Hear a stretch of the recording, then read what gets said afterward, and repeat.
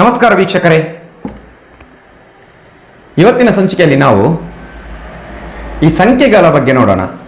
ಯಾವೆಲ್ಲ ಸಂಖ್ಯೆಯಲ್ಲಿ ಹುಟ್ಟಿದವರ ಗುಣಲಕ್ಷಣಗಳೇಗಿದೆ, ಅದೇ ರೀತಿ ಅವರಿಗೆ ಲಕ್ಕಿ ನಂಬರ್ ಯಾವುದು, ಅವರ ಶುಭ ದಿಕ್ಕು ಯಾವುದು, ಶುಭ ವಾರ ಯಾವುದು, ಯಾವ ವೃತ್ತಿ ಅವರಿಗೆ ಚೆನ್ನಾಗಿರುತ್ತೆ, ಯಾವೆಲ್ಲ ಕೆಲಸಗಳನ್ನು ಮಾಡಬೇಕು, ಅವರ ಕ್ಯಾರೆಕ್ಟರ್ ಹೇಗಿರುತ್ತೆ ನೋಡ್ಕೊಂಡು ಹೋಗೋಣ.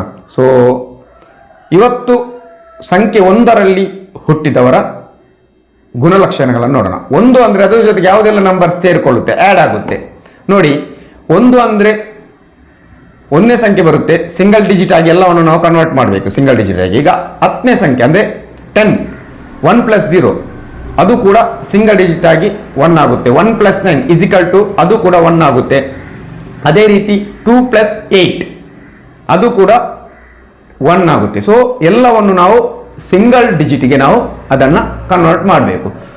ಸೊ ಈ ಸಂಖ್ಯೆಯಲ್ಲಿ ಹುಟ್ಟಿದವರು ಅಂದರೆ 1, 10, 19, 28 ಈ ಸಂಖ್ಯೆಯಲ್ಲಿ ಜನಿಸಿದವರ ಗುಣಲಕ್ಷಣಗಳು ಹೇಗಿದೆ, ಇವರಿಗೆ ಯಾವೆಲ್ಲ ದಿಕ್ಕು ಶುಭ ದಿಕ್ಕು, ಇವರ ಹಣಕಾಸಿನ ವಿಚಾರಗಳು ಹೇಗಿರುತ್ತೆ ಅಂತ ನೋಡ್ಕೊಳ್ಳೋಣ.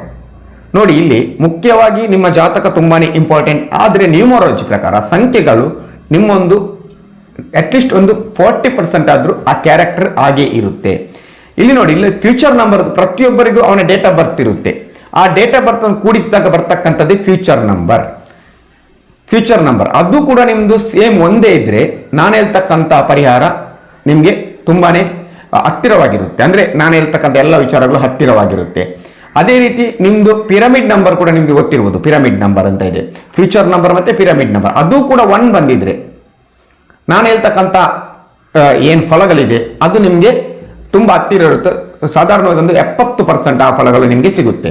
ಸೊ 1ನೇ ತಾರೀಕಲ್ಲಿ ಹುಟ್ಟಿದವರು 1, 10, 19, 28 ಈ ತಾರೀಕಿನಲ್ಲಿ ಜನಿಸಿದವರಿಗೆ ಸೂರ್ಯನ ಅಧಿಪತ್ಯ ಇರುತ್ತೆ. ಅಂದ್ರೆ ಇದಕ್ಕೆ ಕಾರಕ ಯಾರಂತ ಕೇಳಿದ್ರೆ ಸೂರ್ಯ ಯಾವುದಕ್ಕೆ ಕಾರಕ? ಆತ್ಮಕಾರಕ ಅಂತ ನಾವು ಕರಿತೇವೆ. ಸೊ ಈ ಸಂಖ್ಯೆಯಲ್ಲಿ ಹುಟ್ಟಿದವರಿಗೆ ನಾಯಕತ್ವ ಗುಣ ಜಾಸ್ತಿ ಇರುತ್ತೆ. ಅಂದ್ರೆ ಲೀಡರ್ಶಿಪ್, ಎಲ್ಲದರಲ್ಲೂ ಲೀಡರ್ಶಿಪ್ ಬೇಕು. ಒಂದು ಕೆಲಸದಲ್ಲಿದ್ರೆ ಕೂಡ ಅವರಿಗೆ ಮೇಲಿನ ಹುದ್ದೆ ಬೇಕು. ಅಂದ್ರೆ ದೊಡ್ಡ ಹುದ್ದೆಗಳೇ ಇವರಿಗೆ ತುಂಬಾ ಇಷ್ಟ ಆಗುತ್ತೆ. ಈ ಸಂಖ್ಯೆಯಲ್ಲಿ ಹುಟ್ಟಿದವರು ನೋಡಿ, ಜಾಸ್ತಿ ಜನ ಸರ್ಕಾರಿ ಉದ್ಯೋಗದಲ್ಲಿರ್ತಾರೆ ಅಥವಾ ಸರ್ಕಾರಕ್ಕೆ ಸಂಬಂಧಪಟ್ಟ ಉದ್ಯೋಗವನ್ನ ಮಾಡ್ತಾರೆ ಜಾಸ್ತಿ ಜನ. ಅದೇ ಕೆಲವು ಜನಗಳು ರಾಜಕೀಯದಲ್ಲೂ ಕೂಡ ಈ ಸಂಖ್ಯೆಯಲ್ಲಿ ಜನಿಸಿದವರು 1, 10, 19, 28 ಸಂಖ್ಯೆಯಲ್ಲಿ ಜನಿಸಿದವರು ರಾಜಕೀಯದಲ್ಲಿ ಕೂಡ ತುಂಬಾ ಪ್ರಭಾವಿ ಹೊಂದಿರ್ತಾರೆ. ಅಲ್ಲೂ ಕೂಡ ಮೇಲಿನ ಹುದ್ದೆ ಬೇಕು, ಅಧಿಕಾರ ಬೇಕು ಅಂತ ತುಂಬಾ ಹಂಬಲಿಸ್ತಾರೆ. ಈ ಸಂಖ್ಯೆಯಲ್ಲಿ ಹುಟ್ಟಿದವರು ನೋಡಿ, ನೀವು ಅವ್ರು ಯಾರ ಅಡಿಯಲ್ಲೂ ಕೆಲಸ ಮಾಡಲಿಕ್ಕೆ ಇಷ್ಟಪಡುವುದಿಲ್ಲ. ಅಂದ್ರೆ ಬೇರೆಯವ್ರ ಜೊತೆ ಕೆಲಸ ಬೇಡ, ನಾನು ಸ್ವಂತಕ್ಕೆ ಏನಾದರೂ ಮಾಡ್ತೇನೆ, ಅಂದ್ರೆ ಹುದ್ದೆಗಳು ದೊಡ್ಡದಿರ್ಬೇಕು, ನನಗೆ ಯಾರ ಅಡಿಯಲ್ಲೂ ಕೆಲಸ ಬೇಡ ಅಂತ. ಮತ್ತೆ ಇವರ ಮಾತು ಯಾವಾಗಲೂ ನೇರ ದಿಟ್ಟವಾಗಿರುತ್ತೆ, ಪ್ರಾಮಾಣಿಕರಿವರು. ಅಂದ್ರೆ ಏನು ತೋಚುತ್ತೆ ಅದನ್ನ ನೇರವಾಗಿ ಡೈರೆಕ್ಟ್ ಆಗಿ ಮಾತಾಡ್ತಕ್ಕಂಥ ಗುಣ ಇರ್ತಕ್ಕಂಥವ್ರು 1, 10, 19, 28 ತಾರೀಕಿನಲ್ಲಿ ಜನಿಸಿದವರು. ಮತ್ತೆ ಇವರ ಸಾಂಸಾರಿಕ ಜೀವನ ನೋಡಿದ್ರೆ ಅದನ್ನು ಕೂಡ ಜವಾಬ್ದಾರಿಯಿಂದ ನೆರವೇರಿಸ್ತಾರೆ. ತುಂಬಾ ಜವಾಬ್ದಾರಿ ಇರ್ತದೆ. ಯಾವ ರೀತಿ ತಗೊಂಡೋಗ್ಬೇಕು, ಹಣ ಖರ್ಚನ್ನು ಯಾವ ರೀತಿ ಮಾಡಬೇಕು, ಸ್ವಲ್ಪ ಸ್ಟ್ರಿಕ್ಟ್ ಇರುತ್ತೆ. ಯಾಕಂದ್ರೆ ಸೂರ್ಯ ಅಂದ್ರೆ ಆತ್ಮಕಾರಕ. ಆತ್ಮಕ್ಕೆ ಇವರು ಒಂದು ನಿರ್ಧಾರ ಮಾಡಿದ್ರೆ ಅದನ್ನು ಬದಲಾಯಿಸುವುದಿಲ್ಲ.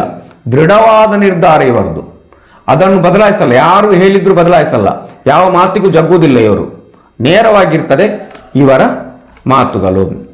ಮತ್ತೆ ಇವರಿಗೆ ರಾಜಕೀಯದಲ್ಲಿ ತುಂಬಾ ಅವಕಾಶಗಳು ಬರ್ತದೆ. ಯಾವುದೇ ಅವಕಾಶ ಬಂದರೂ ಕೂಡ ಇವರು ಮೇಲಿನ ಹುದ್ದೆಯನ್ನು ತುಂಬಾ ಬಯಸ್ತಾರೆ.